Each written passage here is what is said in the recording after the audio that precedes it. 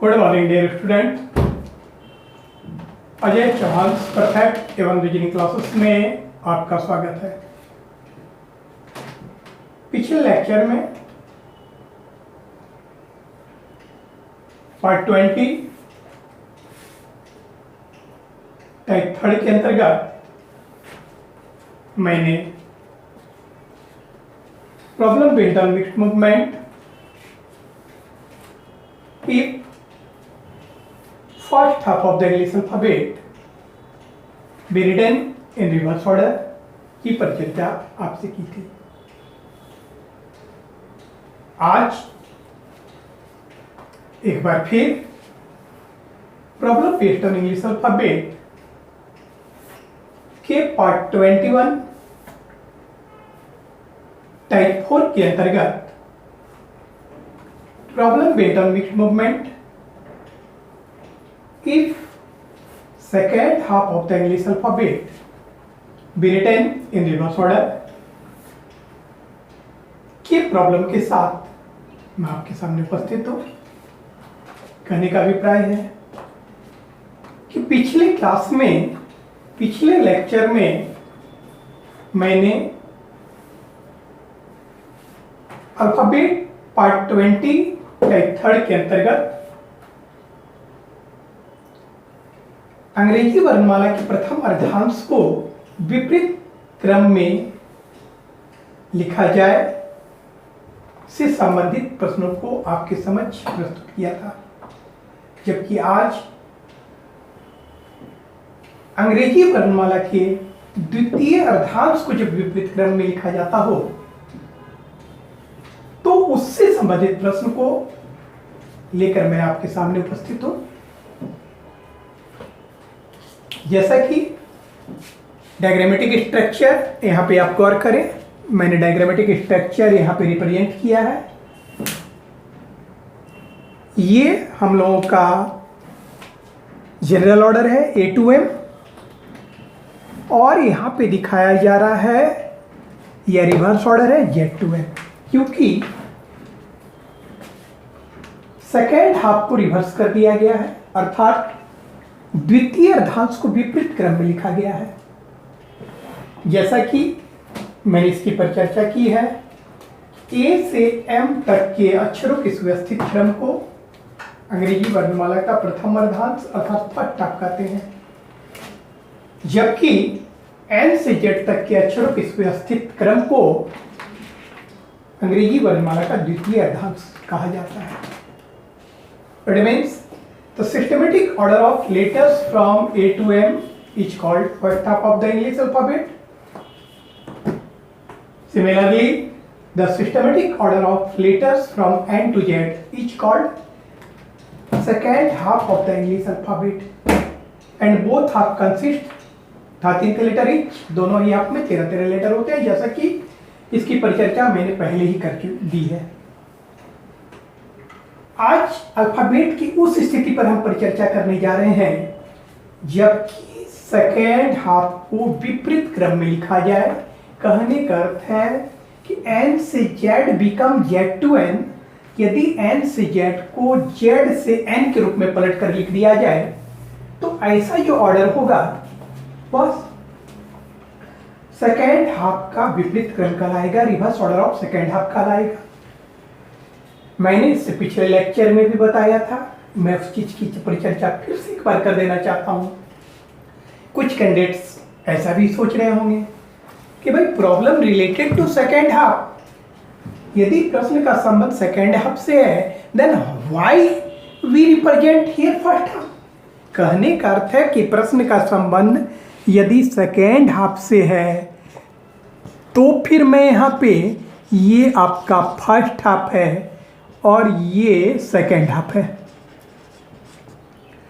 तो कुछ कैंडिडेट सोच रहे होंगे कि यदि प्रश्न का संबंध सेकेंड हाफ से है, problem based on mixed movement if second half of the English alphabet be written in reverse order, तो फिर ये फर्स्ट हाफ को क्यों रिप्रेजेंट किया गया, फर्स्ट हाफ को क्यों यहाँ ड्रॉ किया गया है।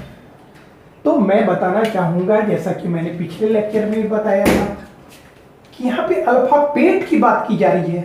अल्फाबेट का अभिप्राय ये होता है ए से जेड तक के अक्षरों को अल्फाबेट कहते हैं। तो सवाल ये उत्पन्न होता है, मैंने पिछले क्लास में आपको कुछ इस प्रकार से समझाया था कि यदि आपसे कहा जाए कि अपने राइट हैंड को उठाएं, तो इसका ये अभिप्राय नहीं है ना कि आपका लेफ्ट हैंड आपसे अलग हो जाएगा। आपका पूरा शरीर मौजूद रहेगा बशर्ते कि आप राइट हैंड उठाएंगे। ठीक उसी प्रकार से मैं जब यहाँ पे कह रहा हूँ कि अल्फाबेट के सेकेंड हाफ को रिवर्स किया जाए, it means the first half as usual in general order, first half सामान्य क्रम में रहेगा। और यदि अल्फाबेट को के सेकेंड हाफ को रिवर्स करने की बात की जा रही है, दैट मीन्स अल्फाबेट तो रहेगा लेकिन उसका फर्स्ट हाफ जो है ए टू एम, जिसको कि हम लोग फर्स्ट हाफ कह रहे हैं, वो जनरल ऑर्डर में रहेगा। और एन टू जेड भी कम, जेड टू एन कहने का अर्थ है कि एन से जेड जो होगा वो जेड से एन के रूप में पलटकर विपरीत क्रम में लिखा जाएगा। जैसा कि आप यहाँ स्केच में देख रहे हैं कि फर्स्ट हाफ जो कि जनरल ऑर्डर है, 13th लेटर मैंने यहाँ लिखा है और इसको ए से एम के रूप में रिप्रेजेंट किया गया है, जबकि सेकेंड हाफ को रिवर्स आर भी यहाँ लिखा गया है, यहाँ भी 13th लेटर है और ये रिवर्स ऑर्डर है, यहाँ जेड टू एन के रूप में लिखा गया है। ए का particular proper value alphabetical value 1, M का प्रॉपर अल्फाबेटिकल वैल्यू 13, जेड का proper alphabetical value 26 and N का प्रॉपर अल्फाबेटिकल वैल्यू 14 यहाँ रिप्रेजेंट किया गया है। जैसा कि आपको ये ज्ञात है कि आफ्टर द मूवमेंट जो हमें पीवी प्राप्त होता है, प्रारंभिक गणना करने पर जो मान प्राप्त होता है मिक्स्ड मूवमेंट में, वह या तो फ्रॉम लेफ्ट की जाति का प्राप्त होता है या फिर फ्रॉम राइट की जाति का प्राप्त होता है।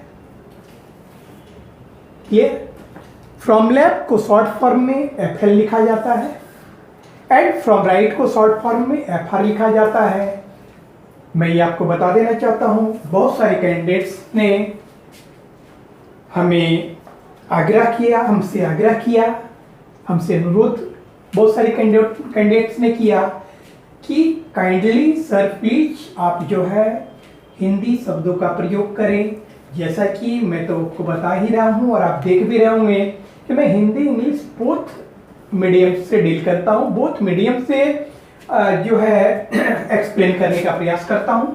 लेकिन बहुत सारे कैंडिडेट्स ने स्पेशल रिक्वेस्ट किया कि सर काइंडली हिंदी शब्दों का प्रयोग करें। तो मैं उन कैंडिडेट्स को भी बता देना चाहता हूँ कि जब मैं कुछ बोलूँ तो आप बारीकी से उसे सुनने का प्रयास करें, ध्यान से सुनने का प्रयास करें। एंड आफ्टर ऑल मैं आपको बता देना चाहता हूँ कि मैं हिंदी और इंग्लिश बोथ मीडियम में एक्सप्लेन करता हूँ, किसी भी बातों को दोनों ही माध्यम से समझाने का प्रयास करता हूँ।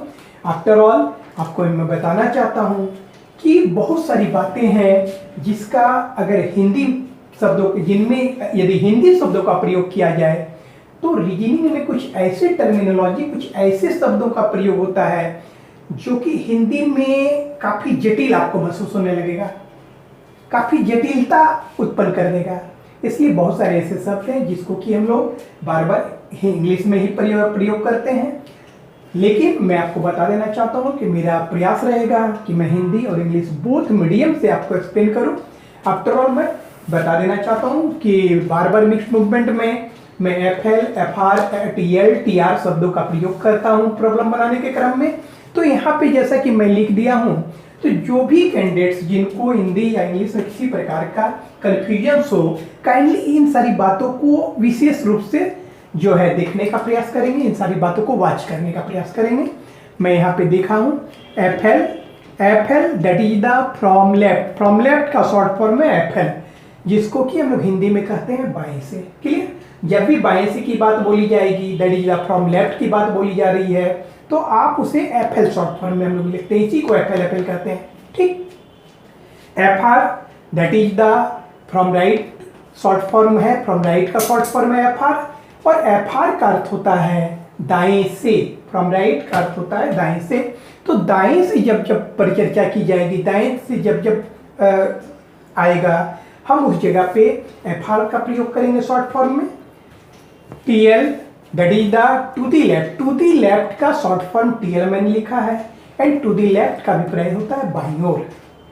T R that is to the right, और हिंदी में इसको हम लोग दाईं ओर करते हैं। फिर से एक बार गौर कर लीजिए, एफएल को फ्रॉम लेफ्ट का शॉर्ट फॉर्म एफएल है, इसका अभिप्राय होता है बाएं से। एफआर फ्रॉम राइट का शॉर्ट फॉर्म है एफआर, इसका अभिप्राय हिंदी में दाएं से होता है। टीएल टू द लेफ्ट का शॉर्ट फॉर्म है टीएल, जिसका अभिप्राय बाईं ओर होता है। TR short form of to the right का शॉर्ट फॉर्म टीआर है, जिसका अभिप्राय दाईं ओर होता है। तो बाएं से के लिए मैं एफएल प्रयोग करता हूँ, दाएं से के लिए मैं एफआर का प्रयोग करता हूँ, बाईं ओर के लिए मैं टीएल प्रयोग करता हूँ और दाईं ओर के लिए टीआर का प्रयोग करता हूँ प्रॉब्लम बनाने के क्रम में। तो हिंदी या इंग्लिश किसी प्रकार की दिक्कत नहीं होगी, मैं दोनों ही माध्यम से एक्सप्लेन करने का प्रयास करूंगा। और काइंडली आप बारीकी से अवलोकन करने का प्रयास करें, ध्यानपूर्वक अवलोकन करने का प्रयास करें कि मैं क्या बोल रहा हूँ, नहीं बोल रहा हूँ। समझ रहे ना, निश्चित है कि आपको सारी बातें समझ में आ जाएगी। तो जैसा कि मैं यहाँ पे पहले आपको स्ट्रक्चर डील कर देता हूँ कि फर्स्ट हाफ आपका जनरल ऑर्डर में है जीएन, और सेकेंड हाफ जो है यह रिवर्स ऑर्डर में है। कहने का अर्थ है कि ए से एम अपने सामान्य क्रम में रखा गया है, जबकि एम से जेड को पलटकर जेड टू एन के रूप में रिप्रेजेंट किया गया है। और ए का प्रॉपर मान अल्फाबेटिकल वैल्यू 1 होता है, एम का प्रॉपर अल्फाबेटिकल वैल्यू 13 होता है, जेड का प्रॉपर अल्फाबेटिकल वैल्यू 26 होता है, एन का प्रॉपर अल्फाबेटिकल वैल्यू 14 होता है। After the processing mixed movement में जो भी मान प्राप्त होते हैं, वो इनिशियल जो गणना हमें करने पर जो मान प्राप्त होता है, या तो वो फ्रॉम लेफ्ट की जाति का प्राप्त होता है या फ्रॉम राइट की जाति का, जैसा कि इस बात की परिचर्चा कई बार की जा चुकी है, अनगिनत बार की जा चुकी है। आफ्टर ऑल यहाँ पे कॉम्बिनेशन ऑफ मूवमेंट आपको दर्शाया गया है। 4 प्रकार से मिक्स्ड मूवमेंट में कॉम्बिनेशन होता है, जिसकी परिचर्चा भी अनगिनत बार की जा चुकी है। Left left, right right, left right, right left. और जैसा कि मैंने बताया था, ये प्रकृति का नेचर है कि प्रकृति में जब भी दो चीज़ों को एक दूसरे के करीब लाया जाता है तो डेफिनेटली वहाँ पे कोई ना कोई चार्ज उत्पन्न होता है। तो जब लेफ्ट लेफ्ट दो समान पोल को लाया जाएगा तो चार्ज यहाँ माइनस, राइट राइट तो चार्ज माइनस, लेफ्ट राइट तो charge plus, and right left तो चार्ज प्लस। मैंने बताया था it follow the rules of magnetism, चुंबकत्व के नियम को फॉलो करता है। चुंबक के 2 समान ध्रुवों में विकर्षण होता है और चुंबक के 2 असमान ध्रुवों में आकर्षण होता है। Between the 2 same pole repulsion and between 2 opposite pole attraction. Similarly left left जो सेम पोल आएगा तो चार्ज माइनस होगा, राइट राइट तो सेम पोल आएगा तो चार्ज माइनस होगा, left right plus, right left plus. Compulsory factor of mixed movement है, compulsory factor है मिक्स्ड मूवमेंट के कि हर हाल में प्रॉब्लम बनाने के क्रम में फ्रॉम लेफ्ट या राइट जो भी दिया जाए, कहने का अर्थ कि बाएं से या दाएं से जो भी दिया जाए आपको ऊपर रखना होगा, फर्स्ट टर्न पे रखना पड़ेगा। एंड बाईं ओर या दाईं ओर टू दी लेफ्ट या टू दी राइट जो भी दिया जाए उसको आप सेकेंड टर्न पे रखना पड़ेगा। और यहाँ पे चार्ज डिपेंड करेगा दिए गए डायरेक्शंस पे कि प्लस या माइनस क्या करें। दोनों अगर लेफ्ट लेफ्ट रहेगा तो माइनस, राइट राइट रहेगा तो minus, left right plus, right left plus. And after the processing जो मान गिरेगा वो फ्रॉम लेफ्ट जो भी जाति ऊपर दी जाएगी, अगर ऊपर फ्रॉम लेफ्ट रहेगा तो फाइनली पी भी यहाँ फ्रॉम लेफ्ट की जाति का गिरेगा, अगर ऊपर फ्रॉम राइट होगा तो फाइनली पी भी यहाँ फ्रॉम राइट की जाति का गिरेगा। यहाँ पे आप गौर करें, मैं कुछ स्ट्रक्चर यहाँ पे रिप्रेजेंट किया हूँ, कुछ बातें, कुछ फैक्टर्स यहाँ पे रिप्रेजेंट किया हूँ। तो मैं ये बता देना चाहता हूँ कि जैसा कि मैंने पहले भी बताया था कि ये बाएं सेकेंड नंबर तो 1 नंबर, 1 पर 1 कोई परिवर्तन नहीं। ये बाएं सेकेंड नंबर 13 नंबर, 13 13 पे 13 पे 13 कोई परिवर्तन नहीं। जबकि ये बाएं सेकेंड नंबर तो 14, लेकिन ये 14 नहीं है। और ये बाएं सेकेंड नंबर तो 26 काउंट कीजिएगा। ये दाएं सेकेंड नंबर तो 1 नंबर कहलाएगा। ये दाएं सेकेंड नंबर 13 क्योंकि 13 लेटर टोटल इस खंड में है। ये दाएं सेकेंड नंबर 14 और ये दाएं सेकेंड नंबर 26 कहलाएगा। यहाँ पे ध्यान रखिएगा, इस बात को हमेशा हमेशा के लिए दिमाग पे बैठा लीजिएगा कि जनरल ऑर्डर में फ्रॉम लेफ्ट कोई भी मान गिरे किसी प्रकार का परिवर्तन नहीं करना है। एनसी नो चेंज यहाँ लिखा हुआ है। हमेशा हमेशा के लिए दिमाग पे ये बैठा लीजिए कि जनरल ऑर्डर में दाएं से बाएं से, जनरल ऑर्डर में बाएं से फ्रॉम लेफ्ट कोई भी मान गिरे एनसी किसी प्रकार का परिवर्तन नहीं करना है। जबकि मैं इस बात को फिर से बता देना चाहता हूं, जैसा कि आपने पिछले लेक्चर में देखा था, जब फर्स्ट हाफ को रिवर्स किया गया था तो मैंने रिवर्स की स्थिति में फर्स्ट हाफ रिवर्स की सूरत में एक m का मान 13 और a का मान 1 को जोड़कर स्टैंडर्ड वैल्यू 14th का निर्माण किया था, 14 बनाया था। तो यहाँ पे आप यहाँ पे देख रहे हैं कि, और मैं ये बात बता देना चाहता हूँ कि किसी भी श्रृंखला का कोई भी भाग पलट दिया जाए, किसी भी श्रृंखला का कोई भी भाग पलट दिया जाए, चाहे वो प्रारंभ का हो, अंतिम का हो, मध्य का हो, और आफ्टर द प्रोसेसिंग उस रीजन पे कोई मान गिरता है, तो सिंपल कंसेप्ट है कि उस पार्ट के प्रथम और अंतिम कंपोनेंट के मान को जोड़कर स्टैंडर्ड मान बनाइएगा और वहां पे गिरने वाले किसी भी मान को उस मान से घटाइएगा, डायरेक्ट आपका रिजल्ट आएगा। जैसा कि मैंने यहाँ पे n से z जो रिवर्स किया गया है, तो z का प्रॉपर अल्फाबेटिकल वैल्यू 26 और n का प्रॉपर अल्फाबेटिकल वैल्यू 14, दोनों को जोड़ के 26 और 14 को जोड़कर यहाँ पे स्टैंडर्ड मान 40 बनाया है और ये standard value of the part है। और इस रीजन पे कोई भी मान अगर गिरे फ्रॉम लेफ्ट तो 40 स्टैंडर्ड वैल्यू माइनस पीवी का अभिप्राय मैं बता चुका हूं कि पीवी का मतलब होता है प्रोसेसिंग वैल्यू, प्रक्रियात्मक मान, जिसकी परिचर्चा मैं कई एक बार कर चुका हूं कि पीवी का मतलब जो आफ्टर द इनिशियल कैलकुलेशन जो यहाँ पे मान गिरता है, यहाँ पे कैलकुलेशन करने के बाद जो प्रारंभिक मान गिरता है उसी को हम लोग पीवी कहते हैं, प्रारंभिक गणना करने पर जो मान प्राप्त होता है। तो यहाँ पे कोई भी मान इस रीजन पे फ्रॉम लेफ्ट गिरे, आप स्टैंडर्ड वैल्यू 40 माइनस पीवी यहाँ पे गिरने वाले मान को घटाइएगा, डायरेक्ट आंसर आ जाएगा। आफ्टर ऑल यहाँ पे दिखाया गया है कि फ्रॉम राइट इस रीजन पे कोई मान गिरे तो PV plus 13 of first half, PV plus 13 of first half, जब फर्स्ट हाफ रिवर्स किया गया था तो इस रीजन पे कोई मान गिरता था तो हम लोग PV minus 13 of second half करते थे।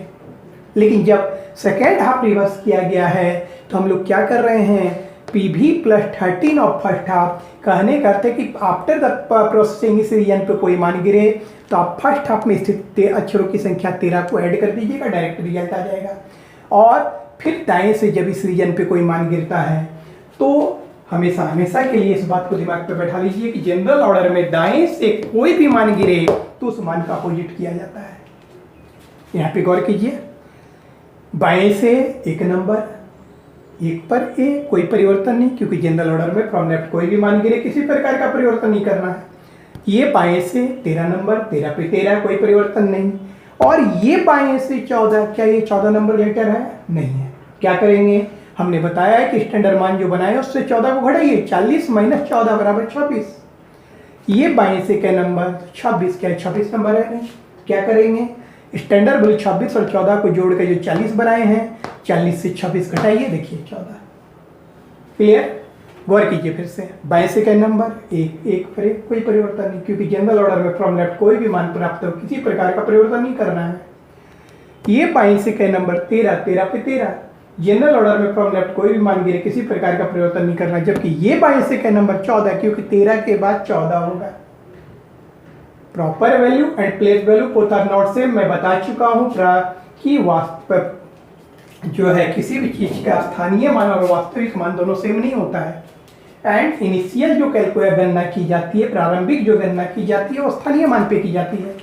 ये अलग बात है कि इसका प्रॉपर मान 26 है, लेकिन अभी स्थानीय मान इधर से गिनने पर ये 14 नंबर काउंट होगा, इस बात को ध्यान रखिएगा। तो फ्रॉम लेफ्ट ये कितना नंबर 14, क्या ये 14 है? नहीं है।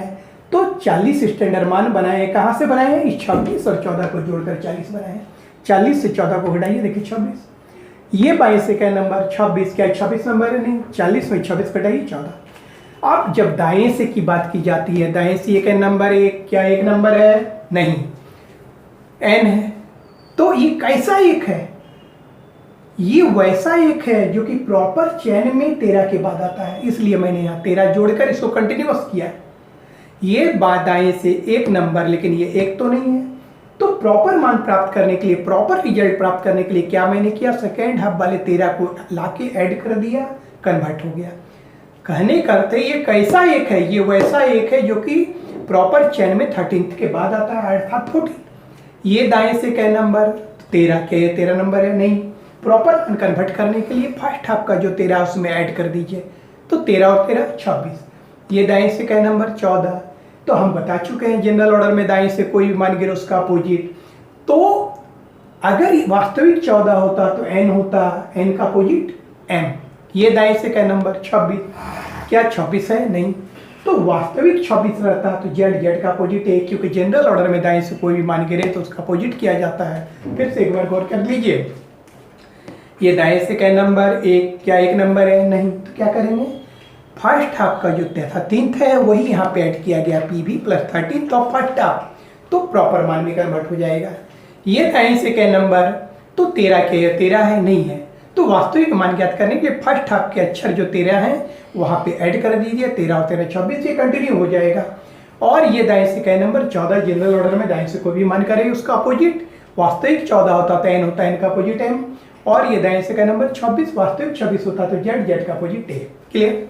यहाँ पे गौर कीजिए, मैं लिखा हूँ some important factors to find out required letter if first second half of the English alphabet be written in reverse order.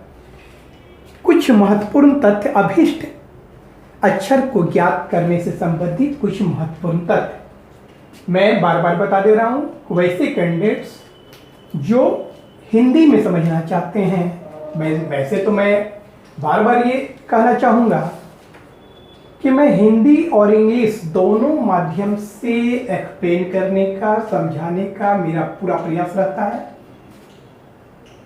शायद I do not want to self preach, but जैसा कि आप महसूस भी करते होंगे, जैसा कि आप जो है कंपैरिजन कर सकते हैं, तुलना कर सकते हैं, कि शायद अगर मैं ऐसा कहूं तो अतिशयोक्ति नहीं होगी कि शायद मैं ही एक ऐसा व्यक्ति हूं जो कि Hindi and English both medium में आपके सामने किसी भी बातों को रखता हूं। इसलिए हमारे क्लास में किसी प्रकार की, चाहे आप हिंदी मीडियम से अध्ययन करने वाले कैंडिडेट्स हो, चाहे इंग्लिश मीडियम से अध्ययन करने वाले कैंडिडेट्स हो, किसी भी प्रकार की दिक्कत नहीं होगी। इस बात को दिमाग में रखे रहिएगा। तो यहाँ पे some important factors to find out the required letter, कहने का अभिप्राय है कि अभिष्ट अक्षर को ज्ञात करने से संबंधित कुछ महत्वपूर्ण तथ्य, जबकि अंग्रेजी वर्णमाला के द्वितीय अर्धांश को विपरीत क्रम में लिखा गया हो। तो जो भी हिंदी में समझना चाहते हो, जब मैं हिंदी में एक्सप्लेन करता हूं तो आप ध्यानपूर्वक उन बातों को सुनने का प्रयास करें। प्लस हमारे जो भी लेक्चर्स होते हैं, हमारे जो भी वीडियो होते हैं, उनको बारीकी से अवलोकन करने का प्रयास करें। ये नहीं कि भगा के देखिएगा।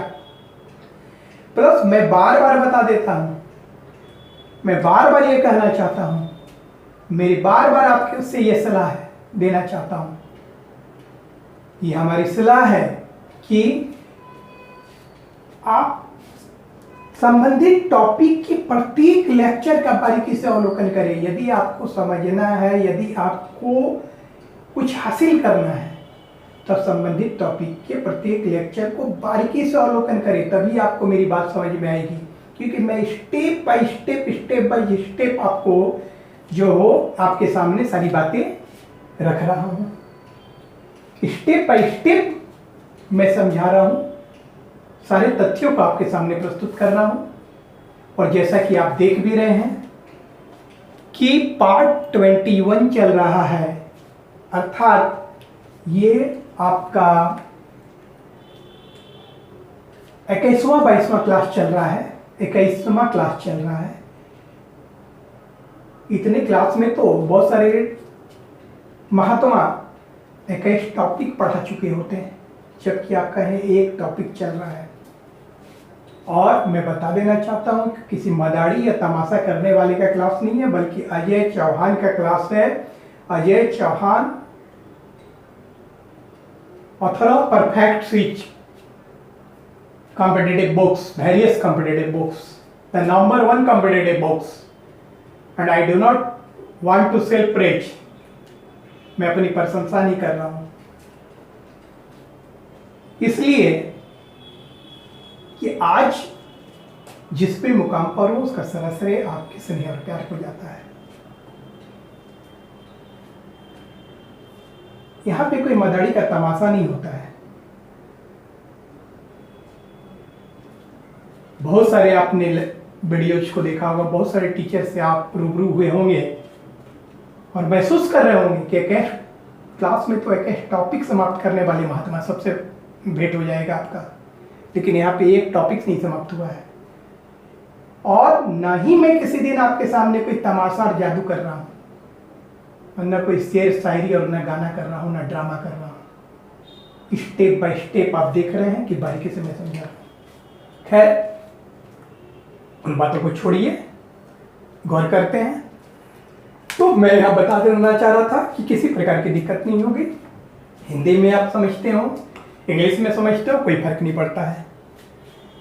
और आप ये महसूस कर रहे होंगे कि शायद मैं ऐसा एकमात्र टीचर हूं जो कि हिंदी और इंग्लिश बोथ मीडियम में आपको रिप्रेजेंट करता हूं। तो जब हिंदी में मैं बोलूं तो जो भी कैंडिडेट्स हिंदी को समझते हैं वहां पे ध्यान देने का प्रयास करेंगे, और इंग्लिश में बोलूं तो इंग्लिश वाले देखें। और आफ्टर ऑल मैं तो ये बताना चाहता हूँ कि अरे ऐसा बात नहीं है, ये कोई लिटरेचर नहीं है। थोड़ी बहुत हिंदी इंग्लिश शब्दों का प्रयोग होता है, कोई दिक्कत नहीं है, धीरे धीरे आप सीख जाइएगा। आप सीखने का प्रयास करें, डरे नहीं। खैर चलिए, उन बातों को छोड़िए। तो मैं यहाँ लिख रहा था कि some important factors to find out the required letter if second half of the English alphabet be written in reverse order. कहने का अभिप्राय है कि यदि अंग्रेजी वर्णमाला के द्वितीय अर्धांश को विपरीत क्रम में लिखा जाए तो अभिष्ट अक्षर को ज्ञात करने से संबंधित कुछ महत्वपूर्ण तथ्य क्या है। तो मैंने यहाँ लिखा है FL 13th और less than 13 then NC। English वाले तो समझ रहे होंगे कि क्या मैंने लिखा। FL फ्रॉम लेफ्ट का शॉर्ट फॉर्म FL है जिसको बाएं से कहते हैं। FR फ्रॉम राइट का शॉर्ट फॉर्म FR है जिसको दाएं से कहते हैं। TL टू द लेफ्ट का शॉर्ट फॉर्म है TL जिसको बाईं ओर कहते हैं। And TR to the right का शॉर्ट फॉर्म है TR जिसको दाईं ओर कहते हैं। तो इंग्लिश वाले को तो कोई टेंशन नहीं कि FL 13th और लेस देन 13 देन NC किसी प्रकार का परिवर्तन। हिंदी वाले ध्यान से सुने, इसका मतलब क्या है कि बाएं से यदि कोई मान 13 या 13 से कम प्राप्त होता हो तो किसी प्रकार का परिवर्तन ना करें। क्लियर।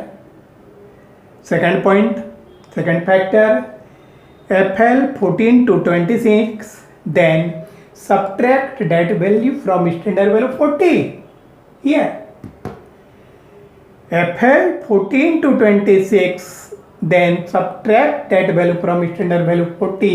यदि बाएं से कोई मान 14 से 26 के अंतर्गत आता हो तो अभीष्ट मान प्राप्त करने के लिए उस मान को स्टैंडर्ड वैल्यू 40 से घटा लेना चाहिए। ये 40 कहाँ से आया?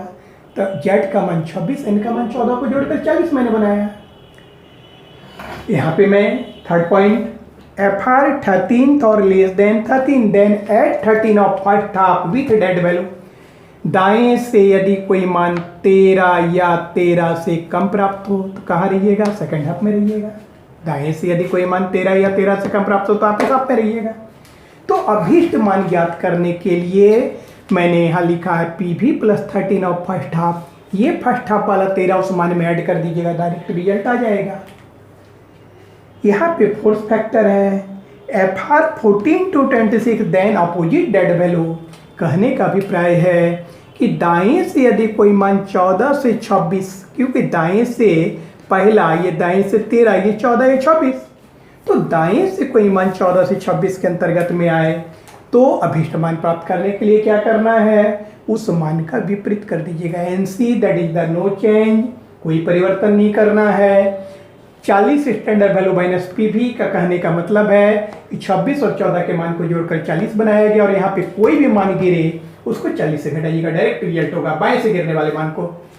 यहाँ पे PV plus 13 of first half, यहाँ पे कोई मान गिरे, दाएं से कोई मान गिरे, 1 2 5 13 तक जो भी मान गिरे आप क्या कीजिएगा, उसमें फर्स्ट हाफ वाला 13 ऐड कर दीजिएगा, डायरेक्ट रिजल्ट आ जाएगा। और जनरल ऑर्डर में दाएं से कोई भी मान के किसी प्रकार का परिवर्तन नहीं कीजिएगा। क्लियर? तो सारी बातें आपके समझ में आ गई। अब हम लोग प्रॉब्लम चलते हैं। और जैसा कि मैंने यहाँ 3 प्रॉब्लम लिख दिया है ताकि आपके समय की बर्बादी नहीं हो, इसको ध्यान में रखते हुए मैंने 3 प्रॉब्लम लिखा है। फर्दर मैं आपको ये बताना चाहूँगा कि मेरा यह प्रयास रहेगा कि मैं डिजिटल बोर्ड जल्द से जल्द, मेरा प्रयास है कि डिजिटल बोर्ड में लगवा लूँ ताकि ये लिखने का झमेला ना हो और इससे समय आपका बर्बाद ना हो। क्योंकि आजकल ऐसे ऐसे बोर्ड्स उपलब्ध हैं जिसमें लिखने की कोई जरूरत नहीं है, केवल एक क्लिक कर देने पर आपके सामने प्रश्न सामने आ जाएगा। केवल एक्सप्लेन हमें करना है, केवल हमें समझाना है। तो मेरा प्रयास रहेगा कि मैं जल्द से जल्द डिजिटल बोर्ड को ले लूं। ठीक, तो आपका समय वेस्ट नहीं हो, समय बर्बाद नहीं हो, इस दृष्टिकोण को ध्यान में रखते हुए मैंने यह 3 प्रॉब्लम पहले से फ्रेम आउट कर दिया है ताकि समय की बर्बादी ना हो।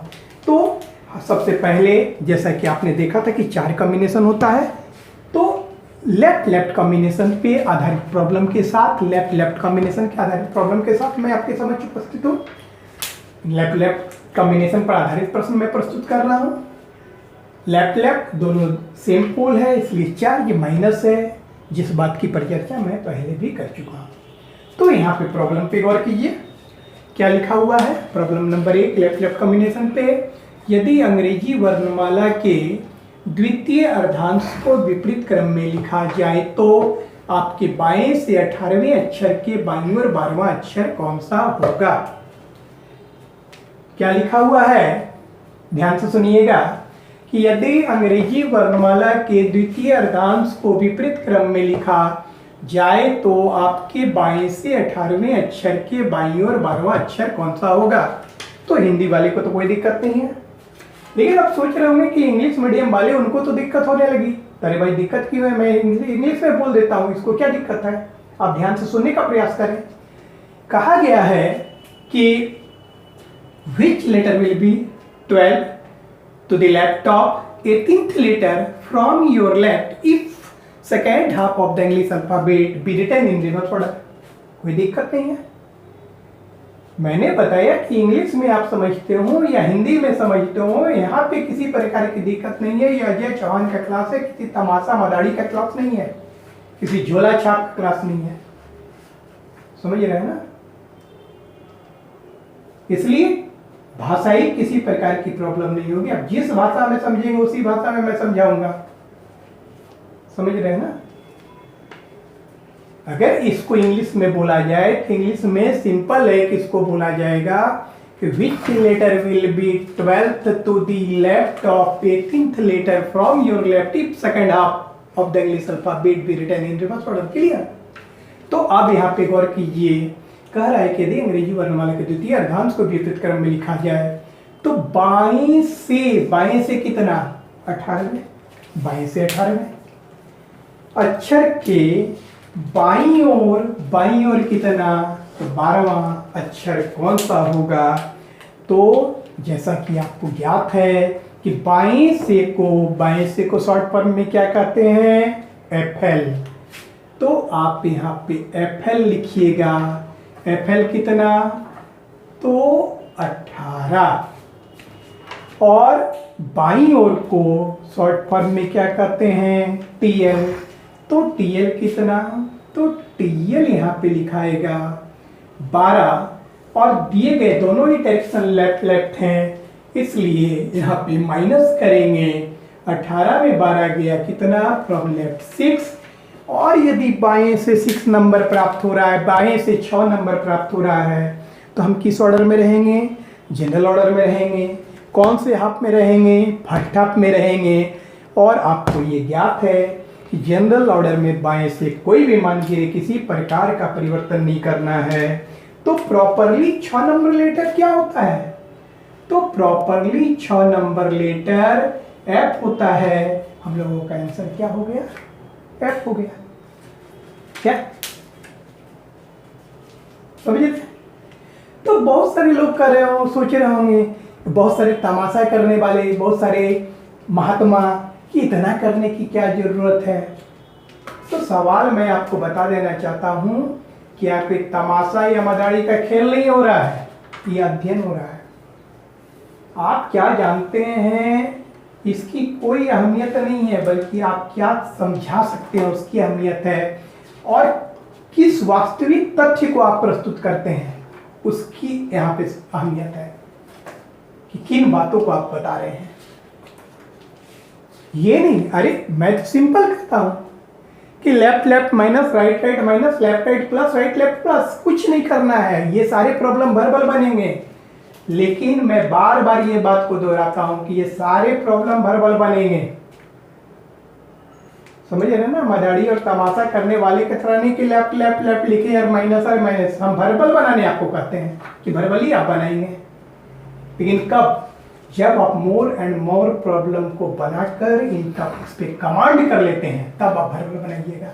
ये आपका लर्निंग स्टेज है, इसलिए मैं स्टेप बाय स्टेप आपको डिफाइन करता हूं, स्टेप बाय स्टेप एक्सप्लेन करता हूं। समझ रहे ना, बहुत सारे तमाशा करने वाले देखते होंगे तो सवाल की अदगल गगरी ज्यादा अच्छा लगता है। समझ रहे हैं ना, जो नौसिखुए होते हैं, जो झोला छाप होते हैं, जो मदारी होते हैं, वही मदारी वाला कला दिखाते हैं। समझ रहे हैं ना, मैं भी कह सकता था कि 18 12 6 6 पे है, लिखना भी नहीं 18 12 6 6 पे है। तो मेरे समझ जाने से, मेरे कह देने से, मदारी की तरह खेल दिखा देने से कैंडिडेट्स नहीं समझ जाएंगे, बल्कि एक टीचर का कर्तव्य है, एक फर्ज है कि वो अपने कैंडिडेट्स को भली भांति समझाए। अरे क्यों आप परेशान हो रहे हैं? मैं तो बार बार कहता हूं कि आपको वर्बली सॉल्व करना है, लेकिन कब? जब मोर एंड मोर प्रॉब्लम बनाकर आप संबंधित टॉपिक्स पे कमांड कर लेते हैं, तो इस प्रकार के प्रश्न को बनाने के क्रम में पेन भी नहीं चलाएंगे। बहुत महात्मा तो पेन चला के ना आपको दिखाएंगे। मैं पेन चलाने की भी बात नहीं करता हूं, वर्बली बनाने की बात करता हूं, और चैलेंज करता हूं कि जितने अल्ट्राइनिक अप्रोच, अल्ट्राइनिक ट्रिक्स ये चौहान प्रस्तुत कर सकता है, उतनी किसी की औकात नहीं है। समझ रहे हैं ना, मदारी और बंदर की तरह उछलने से कोई टीचर नहीं हो जाता है। आप क्या जानते हैं नहीं जानते उसकी अहमियतता नहीं होती, बल्कि आप कितना समझाते हैं, आप कैंडिडेट्स का कितना हित देखते हैं उसकी अहमियतता है। समझ रहे हैं? तो मैं बार बार आपको ये सलाह देना चाहूंगा कि लर्निंग स्टेज में आप स्टेप वाइज डील करें, स्टेप वाइज बनाने का प्रयास करें। हाँ, जब मोर एंड मोर कमांड हो जाएगा तो वर्बल लिखने की कौन बात करता है, वर्बल ही बनेगा। 18 12 6 6 सेकंड प्रॉब्लम है, यही सेकंड प्रॉब्लम है, वर्बल ही बनेगा। 25 7 18 और 40 18 22, सिंपल है भी। तो सवाल है कि मेरे ऐसे बोल देने से, तमाशा मदारी की तरह कर देने से कैंडिडेट्स को नहीं समझ आ जाती है। ये अदगल गगरी जो होते हैं वो छलक छलक कर ज्यादा अपना तमाशा करते हैं, बंदर की तरह उछलते हैं। समझ रहे हैं ना? यहां पे गौर कीजिए, मैं एक्सप्लेन कर रहा हूं स्टेप बाइज कैसे। तो आपको यहाँ पे बोला जा रहा है कि यदि अंग्रेजी वर्णमाला के द्वितीय अर्धांश को, यदि अंग्रेजी वर्णमाला के द्वितीय अर्धांश को विपरीत क्रम में लिखा जाए तो आपके बाएं से 25वें, आपके बाएं से 25वें अक्षर के बाईं ओर 7वां अक्षर कौन सा होगा? इंग्लिश में, जो इंग्लिश में समझना चाहते हैं ध्यान दीजिएगा, ये नहीं कहिएगा बाद में कि सर हिंदी में पढ़ा रहे थे और इंग्लिश में पढ़ा रहे थे। मैं दोनों माध्यम से पढ़ा रहा हूँ, दोनों माध्यम से एक्सप्लेन कर रहा हूँ, दोनों मीडियम से एक्सप्लेन कर रहा हूँ, दोनों वर्जन से एक्सप्लेन कर रहा हूँ। इसके कहने का अभिप्राय है कि which letter will be 7th to the left of 25th letter from your left if second half of the English alphabet be written in reverse order। तो ध्यान दीजिए कि यहाँ पे बाएं से, और बाएं से को इंग्लिश में क्या कहते हैं? एफएल कहते हैं। एफएल कितना? 25। 25 मैंने लिख दिया। और बाईं ओर को to the left short form TL. TL कितना? तो टीएल 7।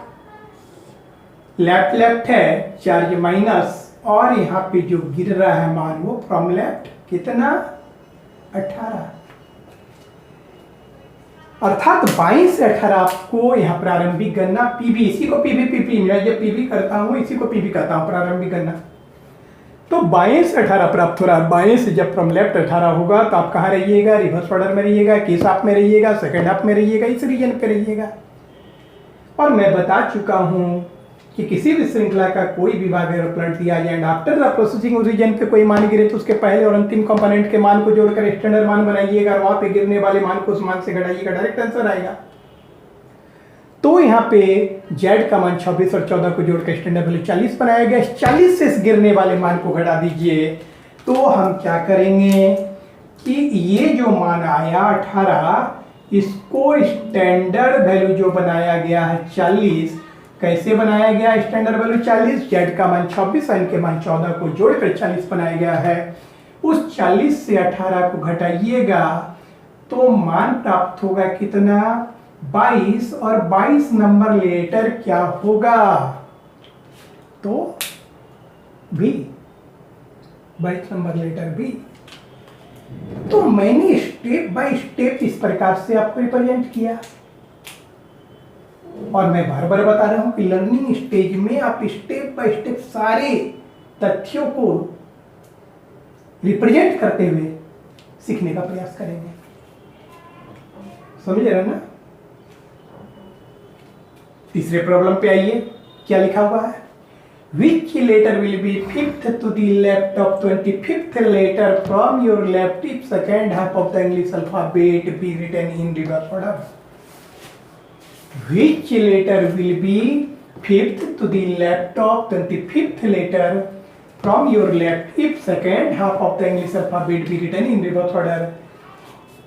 कहने का अभिप्राय है कि यदि द्वितीय अंग्रेजी वर्णमाला के द्वितीय अर्धांश को विपरीत क्रम में लिखा जाए तो आपके बाएं से 25वें अक्षर के बाईं ओर 5वां अक्षर कौन सा होगा? यदि अंग्रेजी वर्णमाला के द्वितीय अर्धांश को विपरीत क्रम में लिखा जाए तो आपके बाएं से 25वें अक्षर के बाएं से 25वें अक्षर के बाईं ओर 5वां अक्षर कौन सा होगा? तो बाएं से को शॉर्ट फॉर्म में क्या कहते हैं? एफएल, एंड एफएल कितना? 25। अब तमाशा दिखाना हो तो तमाशा दिखाने वाले कैसे करेंगे? लेफ्ट लेफ्ट है तो माइनस करो, उसके बाद ये करो वो करो, कुछ नहीं। अरे तमाशा दिखाना सिंपल, ऐसा भर वाली बोलेंगे 25 5 20 40 20 30 30। तो सवाल है कि ये जादू और तमाशा नहीं चल रहा है। समझ रहे हैं ना? लर्निंग स्टेज में स्टेप बाय स्टेप आपको रिप्रेजेंट करना है, स्टेप बाय स्टेप सारी बातों को इलिस्ट्रेट करना है। हाँ, कमांड हो जाएगा तो भरभली बनाइएगा जैसे मैं बनाया कि 25 5 20 40 20 20 30, ये आंसर हो गया। ऐसे बोलना है। कैसे? तो फ्रॉम लेफ्ट 25 और टू दी लेफ्ट टीएल कितना? 5। लेफ्ट लेफ्ट है, फाइनली पीवी कितना गिरा? फ्रॉम लेफ्ट 20 गिरा, अर्थात बाएं से 20 गिरा। और जब बाएं से 20 गिरेगा तो किस रीजन पे रहिएगा? इसमें कि इसमें? तो कहेंगे कि हम इसमें रहेंगे क्योंकि 13 तक ही आप यहाँ रहिएगा, बाद बाकी 14 से 26 इस पर गिरेगा। और ये कैसा ऑर्डर है? रिवर्स ऑर्डर है। क्या करने का है कि यहाँ पे क्लियर कहा गया है from left 14 to 26 then subtract that value from standard value 40। बाएं से यदि कोई मान 14 से 26 के अंतर्गत गिरे तो अभिष्ट मान ज्ञात करने के लिए उस मान को स्टैंडर्ड वैल्यू 40 से घटाना चाहिए। 40 कहाँ से लाया? एन का मान, जेड का मान 24, एन का मान 14 को जोड़कर 40 बनाया गया है। तो यहाँ पे क्या करेंगे? इसको जो स्टैंडर्ड वैल्यू हम लोगों ने बनाया है STDV, standard value STDV, minus PV, PV इसको कह रहे हैं जो मान आप प्रारंभिक निकालते हैं, ये है पीवी, ये पीवी कहलाता है। तो 40 माइनस 20 बराबर क्या आ गया रिजल्ट 20, और 20 पे प्रॉपरली क्या होता है टी, हम लोगों का आंसर टी हो गया। इस प्रकार से आपका लेफ्ट एंड लेफ्ट का कॉम्बिनेशन फाइनल होता है। और अब हम लोग चलेंगे राइट एंड राइट के कॉम्बिनेशन पे।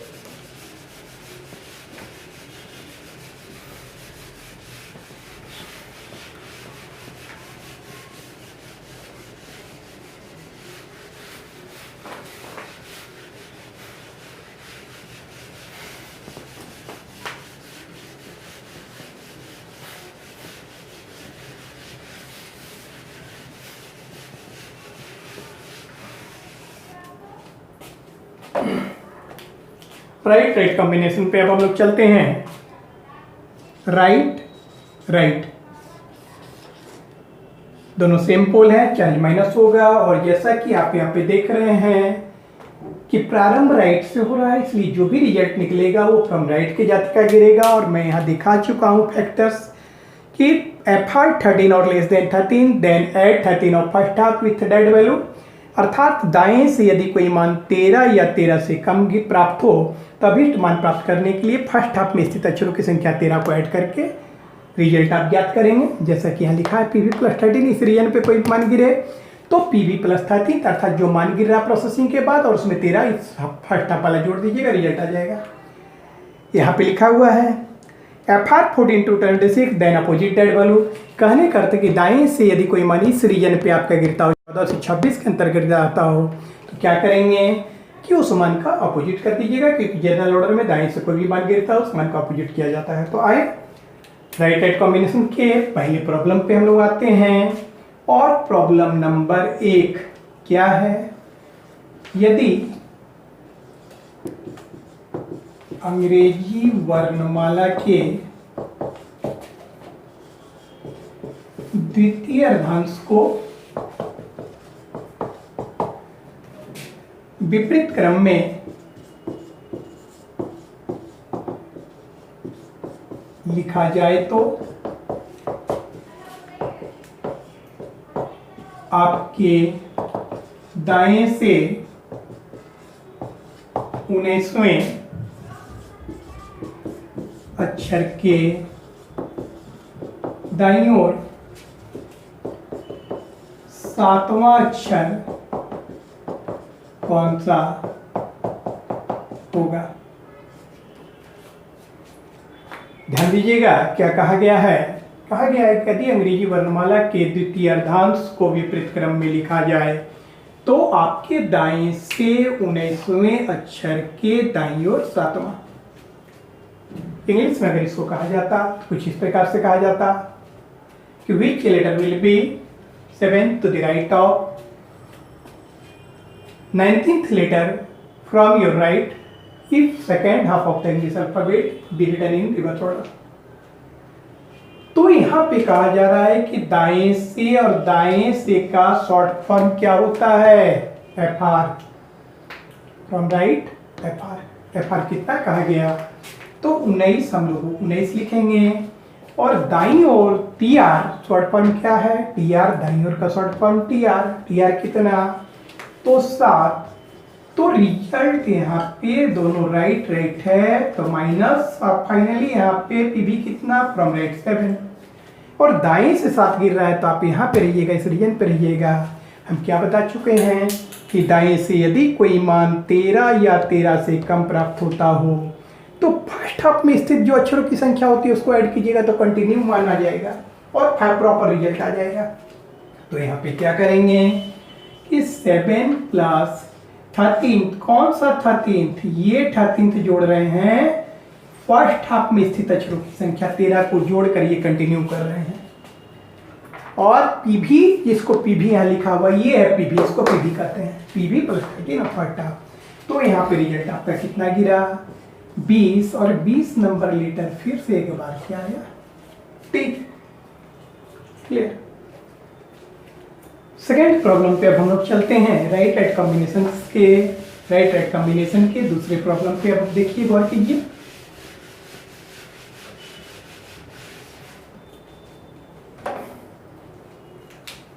सेकंड प्रॉब्लम,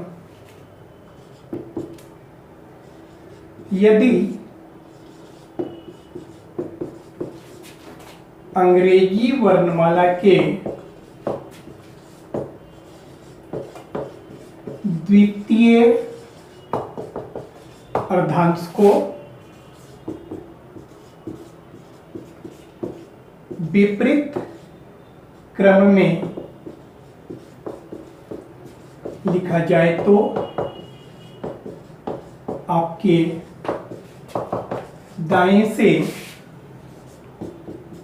21वें अक्षर के दाईं ओर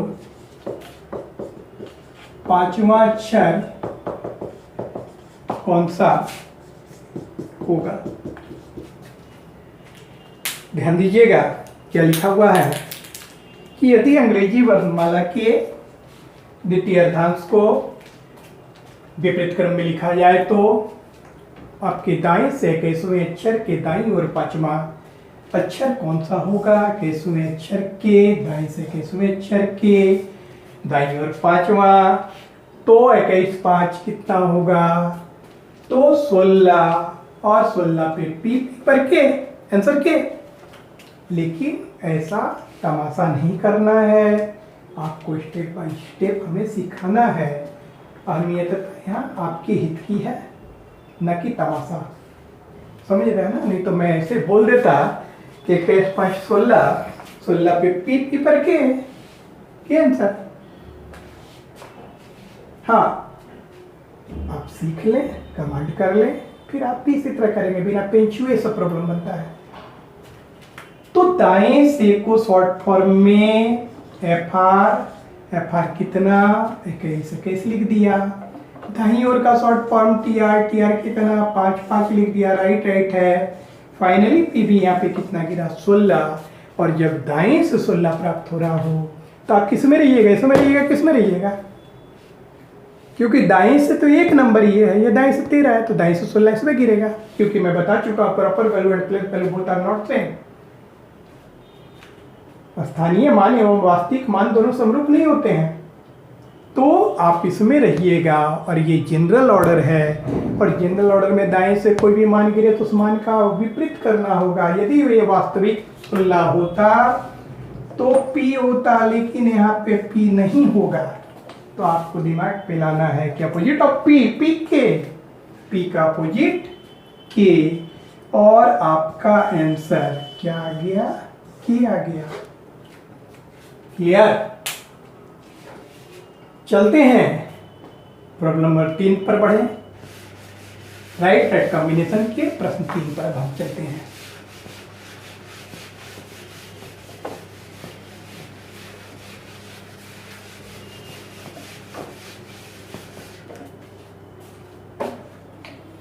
तीन number, which letter will be added to the right of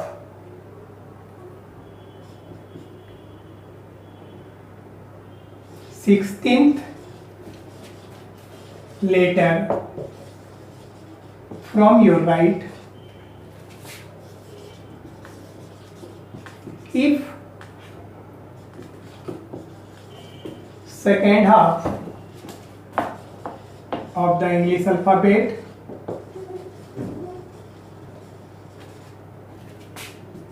be written in reverse order.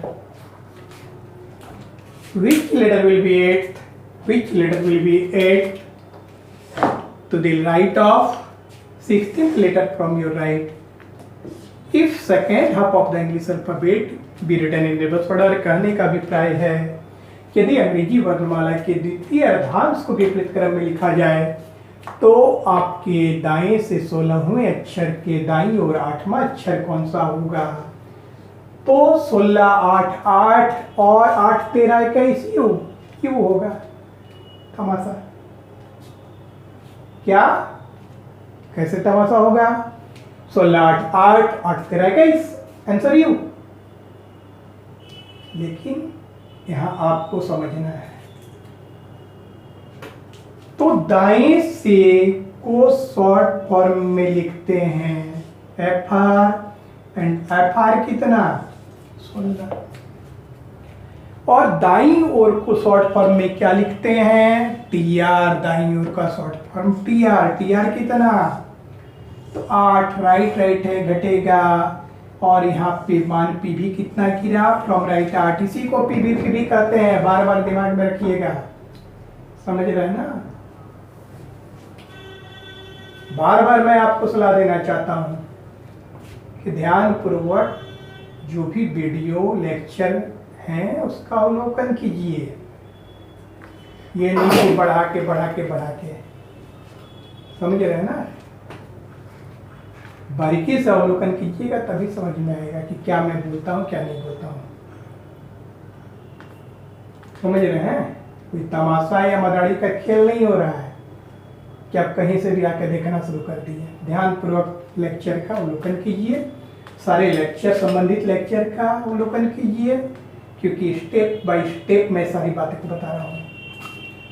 तो यहाँ पे एफ आर 8 आया और दाएं से 8 आएगा तो किस रीजन पर रहेंगे, यहाँ पे रिवर्स में, कौन से हाफ में, तो सेकेंड हाफ में क्या करना होगा, फर्स्ट हाफ में स्थित अक्षरों की संख्या जो 13 है उसको ऐड कर दीजिए, क्योंकि यहाँ लिखा हुआ है दाएं से यदि कोई मान 13 या 13 से कम प्राप्त होता हो तो अभीष्ट मान प्राप्त करने के लिए फर्स्ट हाफ में स्थित अक्षरों की संख्या 13 को ऐड कर दीजिए। अगर यहाँ पे फर्स्ट हाफ में 15 होता तो आप 15 ऐड कर देते हैं, अगर फर्स्ट हाफ में 18 होता तो 18 ऐड कर देते हैं, ये नहीं कि 13 ही रट लीजिएगा कि 13 कर दीजिए, वो डिपेंड करता है कितना फर्स्ट हाफ में है। यहाँ 13 है फर्स्ट हाफ में इसलिए 13 ऐड हुआ, तो यहाँ प्लस 13 कर दीजिए। कौन सा 13 है, तो ये फर्स्ट हाफ वाला हम लोग 13 ऐड कर रहे हैं, तो 13 और 8 कितना हो गया 21 नंबर लीटर यू, है ना। तो इस प्रकार से right and right combination final होता है। और अब हम लोग चलेंगे लेफ्ट एंड राइट कॉम्बिनेशन पे, लेफ्ट एंड राइट कॉम्बिनेशन।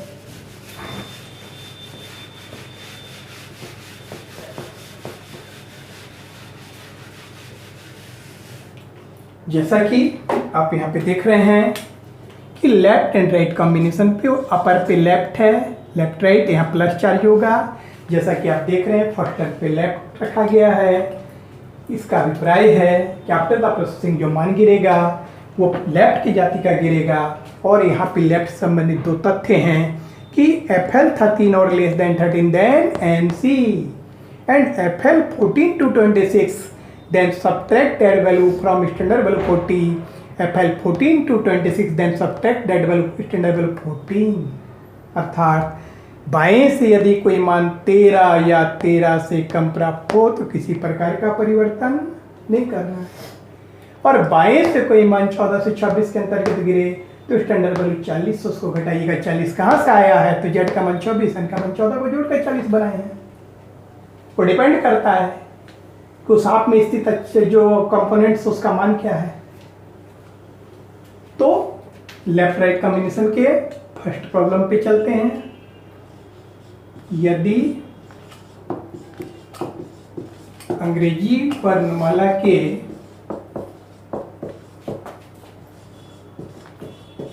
द्वितीय अर्धांश को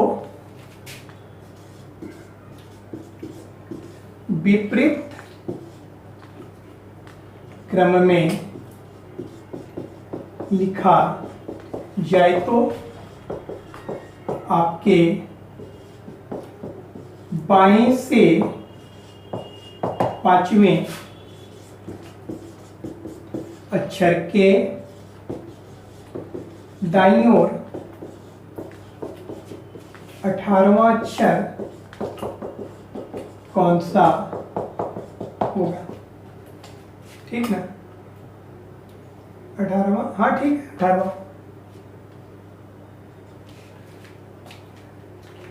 क्या कहा जा रहा है कि यदि अंग्रेजी वर्णमाला के द्वितीय अर्धांश को विपरीत क्रम में लिखा जाए तो आपके बाएं से पांचवें अक्षर के दाईं ओर 18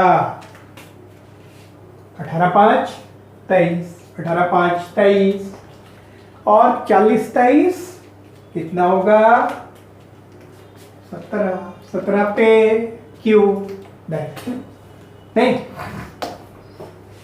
18 5 23 और 40 23 17 पे क्यू, लेकिन समझना आपको है, ध्यान दीजिए।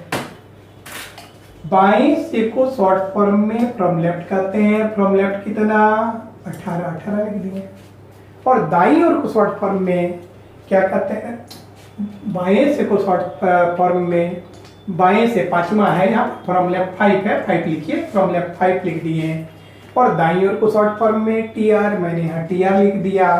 टीआर कितना 18, लेफ्ट राइट है कॉम्बिनेशन, ऐड करेंगे 18 और 5 23 फ्रॉम लेफ्ट 23, अर्थात बाएं से 23 किस रीजन पे रहिएगा, किस रीजन पे। तो क्या करेंगे, स्टैंडर्ड वैल्यू 40 से घटाएंगे, किसका है स्टैंडर्ड वैल्यू 40 से घटाएंगे तो इसको फाइनली 17 पे क्यू रिजल्ट क्यू आ गया। क्लियर। तो इस प्रकार से पहला प्रॉब्लम क्लियर होता है। अब हम लोग चलते हैं सेकंड प्रॉब्लम पे।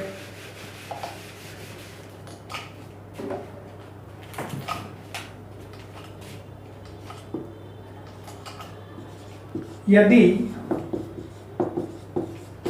अंग्रेजी वर्णमाला के द्वितीय अर्धांश को विपरीत क्रम में लिखा जाए तो आपके बाएं से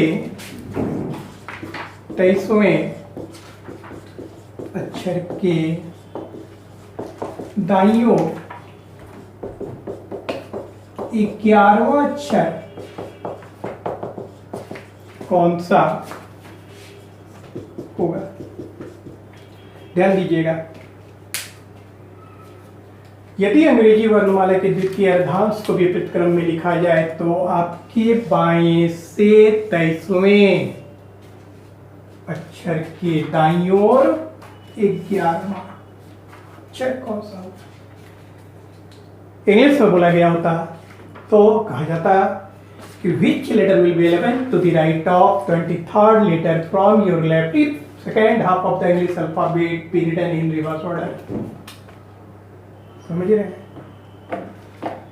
तो यहाँ पे हमारा क्या होता, तो 23 और 11 8, बाएं से 8 H तमाशा है मदारी का, क्या कहेगा, इसे लिखिए, क्या LR ऐसे लिखिए, ऐसे कीजिए, वैसे कीजिए, और तमाशा दिखाता है। लेकिन मैं तो कुछ नहीं करता हूं, डायरेक्ट बता रहा हूं। 23 11 8 8 H हो गया आंसर। समझ गए आप लोग। तो तमाशा नहीं चलता है, अध्ययन है, मराठी का खेल नहीं है। हाँ, मैंने कैसे बनाया तो मैं तो बार बार ये कह रहा हूं कि अब बकाते का है, बिना पेन उठाए बनेगा, लेकिन ध्यान से अध्ययन कीजिए, बारीकी से अवलोकन कीजिए, सब समझ में आ जाएगा कि 23 11 8 कैसे हुआ, 8 पे H कैसे हो गया। समझ रहे हैं ना। तो यहाँ पे क्या कहा गया है, बाएं से का short form FL from left, बाएं से को फ्रॉम लेफ्ट FL। और मैं बता देना चाहता हूं कि जो भी हिंदी वाले कैंडिडेट्स हैं, इंग्लिश वाले को तो खैर दिक्कत नहीं हो रही, लेकिन जो हिंदी वाले कैंडिडेट्स हैं, मैं बार बार टर्मिनोलॉजी लिख दिया हूं कि बाएं से from left short form FL, दाएं से from right short form FR, बाईं ओर को to the left short form TL, and दाई और to the left short form TR. दिमाग पे बैठा लीजिए, क्योंकि प्रॉब्लम बनाने के क्रम में बाएं से दाएं से नहीं लिखता हूं, बल्कि FL FR TL TR का प्रयोग बार बार कर रहा हूं, इसलिए दिमाग पे बैठा लीजिए। इतनी बातें दिमाग में बैठनी चाहिए, समझ रहे हैं ना। तो FL कितना, FL हमने लिखा 23 और दाईं ओर को शॉर्ट फॉर्म में TR करते हैं। TR कितना, तो TR हो गया आपका 11, लेफ्ट राइट है, ऐड होगा और यहाँ पे आपका मान आ गया 34, फ्रॉम लेफ्ट 34। तो 34 नंबर लेटर तो नहीं होता है, तो दिमाग पे यह कंसिडर करना है कि एक्सीड कितना किया। वही मैंने बोला था 23 और 11 8, क्योंकि 34 इज इक्विवेलेंट ऑफ 8, 26 में आपका श्रृंखला अंत हो जाता है।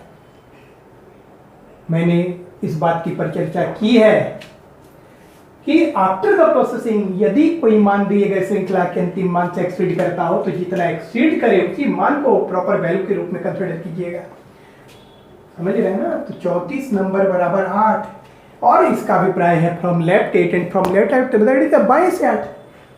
तो जनरल ऑर्डर में आप रहिएगा और जनरल ऑर्डर में बाएं से कोई भी मान गिरे, किसी प्रकार का परिवर्तन नहीं। फ्रॉम लेफ्ट 13 और लेस देन 13 नो चेंज। बाएं से यदि कोई मान 13 या 13 से कम गिरे, किसी प्रकार का परिवर्तन ना करे, तो 8 नंबर लेटर क्या होता है, H।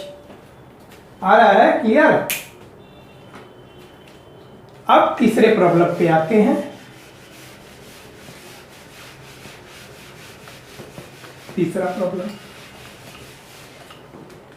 जिसका माध्यम इंग्लिश होगा। Which letter will be 7 to the right of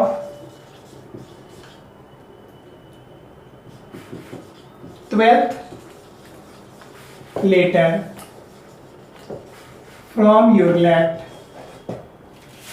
if second half of the English alphabet be written in reverse order.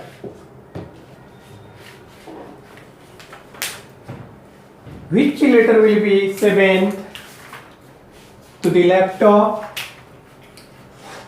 to the right of 12th letter from your left if second half of the English alphabet will be reverse. क्या कहा जा रहा है, कहा जा रहा है कि यदि अंग्रेजी वर्णमाला के द्वितीय अर्धांश को विपरीत क्रम में लिखा जाए तो आपके बाएं से 12वें अक्षर के दाईं ओर 7वां अक्षर क्या कौन सा होगा। तो बाएं से को शॉर्ट फॉर्म में FL कितना, तो 12 एंड TR कितना 7, 12 और 7 19 फ्रॉम लेफ्ट 19 रहने पे किधर रहिएगा, रिवर्स ऑर्डर में सेकंड हाफ में। एंड फ्रॉम लेफ्ट कोई भी मान बाएं से, मैं बता चुका हूं 14 से 26 पे गिरे, बाएं से कोई मान 14 से 26 पे गिरे, क्या करना है, स्टैंडर्ड वैल्यू 40 से इसको घटाइएगा। तो स्टैंडर्ड वैल्यू जो आपने 40 बनाया है उससे घटाइए इस 19 को, कितना रिजल्ट आया 21 नंबर लेटर यू। आपका आंसर क्या हो जाएगा, यू हो जाएगा, क्लियर। तो इस प्रकार से हम लोगों का लेफ्ट एंड राइट का कॉम्बिनेशन फाइनल होता है। और अब हम लोग चलते हैं राइट एंड लेफ्ट के कॉम्बिनेशन पे। राइट एंड लेफ्ट के कॉम्बिनेशन पे चलिए, राइट एंड लेफ्ट के कॉम्बिनेशन पे हम लोग चलिए चलते हैं।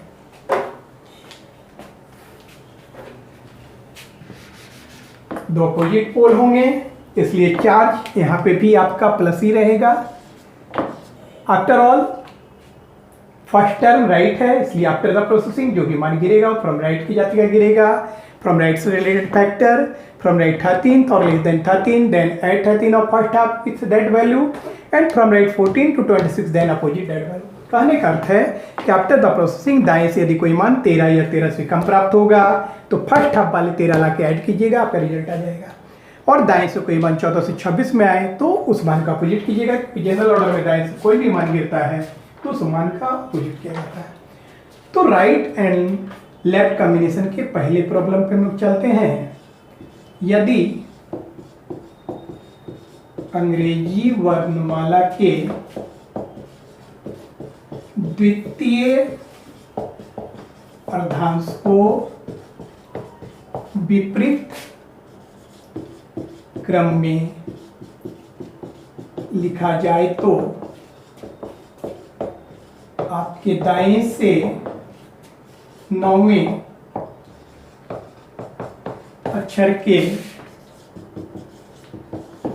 बाईं ओर 8वां अक्षर कौन सा होगा?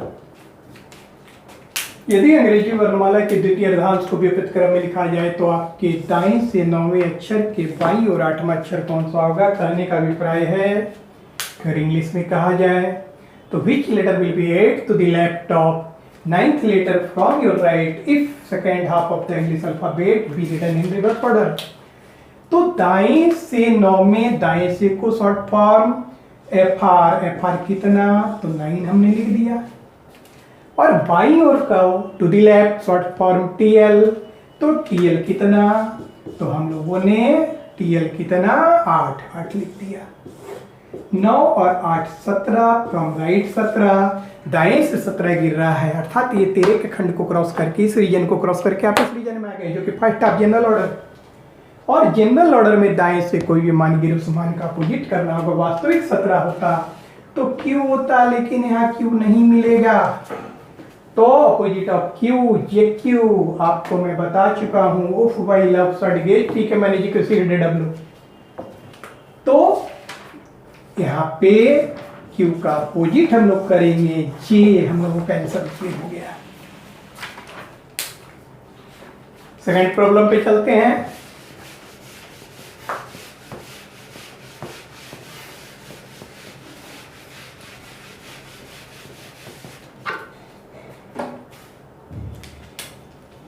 सेकंड प्रॉब्लम, यदि अंग्रेजी वर्णमाला के द्वितीय अर्धांश को विपरीत क्रम में लिखा जाए तो आपके दाएं से 5वें अक्षर के बाईं ओर तीसरा अक्षर कौन सा होगा? क्या लिखा गया है? यदि अंग्रेजी वर्णमाला के द्वितीय अर्धांश को विपरीत क्रम में लिखा जाए तो आपके दाएं से 5वें अक्षर के बाईं और तीसरा। कहने का अभिप्राय है which letter will be third to the left of 5th letter from your right if second half of the English alphabet be written in reverse order। तो यहाँ पे फ्रॉम राइट कितना दिया जा रहा है, दाएं से कितना दिया जा रहा है? तो 5 हम लोगों ने लिख दिया। और बाईं ओर कितना? तो बाईं ओर को short form TL to the left, TL कितना? 3। तो लेफ्ट एंड राइट है, राइट एंड लेफ्ट है, फाइनली PB फ्रॉम लेफ्ट 8, अर्थात दाएं से 8, फ्रॉम राइट नहीं, फ्रॉम राइट 8, दाएं से 8, और फ्रॉम राइट 8 जब गिरेगा तो किस रीजन पे रहिएगा? दाएं से 8वां गिरेगा तो इस रीजन पे रहिएगा, रिवर्स ऑर्डर में रहिएगा, सेकेंड हाफ में रहिएगा। और मैं बता चुका हूँ कि यहाँ पे अगर कोई मान गिरे तो क्या करना है? दाएं से यदि कोई मान 13 या 13 से कम गिरे तो add 13 of first half with red value. दाएं से यदि कोई मान 13 या 13 से कम गिरे तो फर्स्ट हाफ में जो स्थित अक्षरों की संख्या 13 उसमें ऐड कर दीजिएगा। तो प्लस 13 ऑफ फर्स्ट हाफ यहाँ पे करेंगे। ये कौन सा 13 है? तो फर्स्ट हाफ वाला 13 ऐड करेंगे तो 13 और 8 क्या हो गया? 13 और 8 21, 21 नंबर लेटर यू। क्या अब हम लोग चलते हैं राइट एंड लेफ्ट कॉम्बिनेशन के अंतिम प्रॉब्लम पे, और जिसका की मीडियम इंग्लिश होगा, हम इंग्लिश माध्यम से डील करेंगे। क्योंकि मैं बार बार बता दे रहा हूँ कि हिंदी मीडियम हो या आपका इंग्लिश मीडियम हो, हमारे क्लास में कोई फर्क नहीं पड़ता। मैं यदि हिंदी में प्रश्न लिखता हूँ तो उसका इंग्लिश भी बोलता हूँ, यदि इंग्लिश में लिखता हूँ तो उसका भी हिंदी बोलता हूँ। इसलिए इंग्लिश और हिंदी से कोई फर्क नहीं पड़ता। प्लस मैं तो इतना दावा करता हूँ कि जो हिंदी करते हैं वो इंग्लिश समझना शुरू कर देंगे, और जो इंग्लिश करते हैं उन्हें हिंदी आ जाएगी। एंड आफ्टर ऑल, यदि कोई इंग्लिश वाला कैंडिडेट कहता है कि उसे हिंदी नहीं आती है, तब तो कुछ कहने वाली बात ही नहीं है, तब तो फिर उसे भारत में रहना ही नहीं चाहिए। जिसे अपनी मदर टंग नहीं आती, मैं ये नहीं कहता कि आप इंग्लिश को इग्नोर करें, लेकिन इंग्लिश को हम जाने, इसका ये अर्थ नहीं है कि हम हिंदी नहीं आता हो। ये बहुत शर्म की बात होती है, और सबको आती है। थोड़ा सा वो ओवर स्मार्ट बनने का प्रयास करता है, जो भी ऐसा करता है कि उसे हिंदी समझ में नहीं आती है। खैर, भाषाई विरोधाभास पे नहीं पढ़ना है। लास्ट प्रॉब्लम को देखिए। जिसे भी इंग्लिश आती है निश्चित रूप से हिंदी आती होगी। Third problem, which letter will be 12th to the laptop 24th letter from your right if second half of the English alphabet be written in reverse order. Which letter will be 12th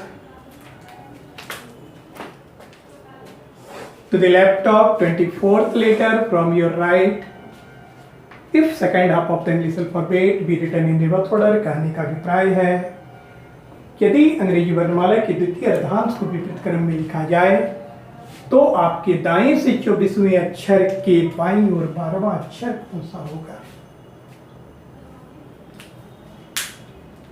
तो दाएं से को short form में F R, from right का short form F R कितना? 24, और बाईं ओर को शॉर्ट फॉर्म में टी एल कितना? 12। क्या? तो 24 12 10 10 13 23 डब्ल्यू, आंसर डब्ल्यू हो गया। क्या? 24 12 10 10 13 23 डब्ल्यू, लेकिन ऐसे करने से नहीं होता है। स्टेप वाइज यहां पे देखिए, from right 24 and T L 12, दाएं से 24 है और बाईं ओर कितना? 12। तो यहाँ पे फाइनली आ गया 36, ये फ्रॉम राइट 36। तो 36 नंबर को लेटर नहीं होता है। कितना एक्सीड किया? पेंडिंग वैल्यू से कितना एक्सीड कर रहा है? 10 एक्सीड कर रहा है। एंड इसका अभिप्राय है from right 10th, from right 10th है, तो किस रीजन पे रहिएगा इसमें? किसमें? तो हम लोग रिवर्स ऑर्डर में रहेंगे, सेकेंड हाफ में रहेंगे। क्या करना होगा? इसमें फर्स्ट हाफ वाला जो 13th है उसको ऐड कर दीजिए, फर्स्ट हाफ के 13th को ऐड कर देंगे, क्या आ गया? 23 नंबर लेटर डब्ल्यू। और इस प्रकार से हम लोगों का सारा कॉम्बिनेशन फाइनल होता है। क्लियर? तो इस प्रकार से आपने देखा कि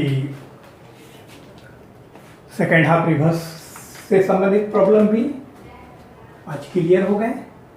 हमारा अगला lecture problem based on mixed movement if both half of the English alphabet be written in reverse order. कहने का अभिप्राय है कि अगले लेक्चर में हम आपके समक्ष यदि अंग्रेजी वर्णमाला के दोनों अर्धांशों को विपरीत क्रम में लिखा जाए से संबंधित प्रश्नों के साथ उपस्थित होंगे। क्लियर?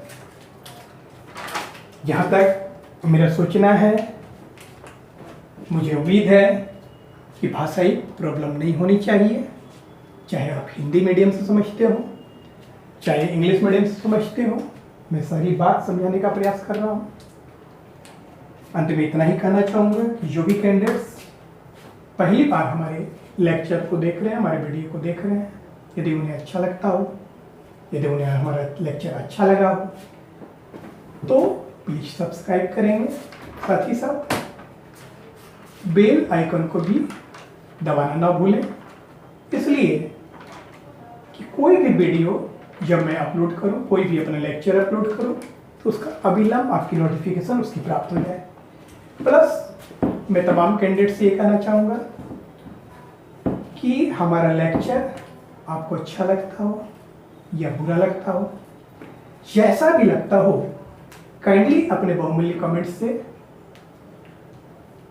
काइंडली हमें अवगत कराने का प्रयास करेंगे। साथ ही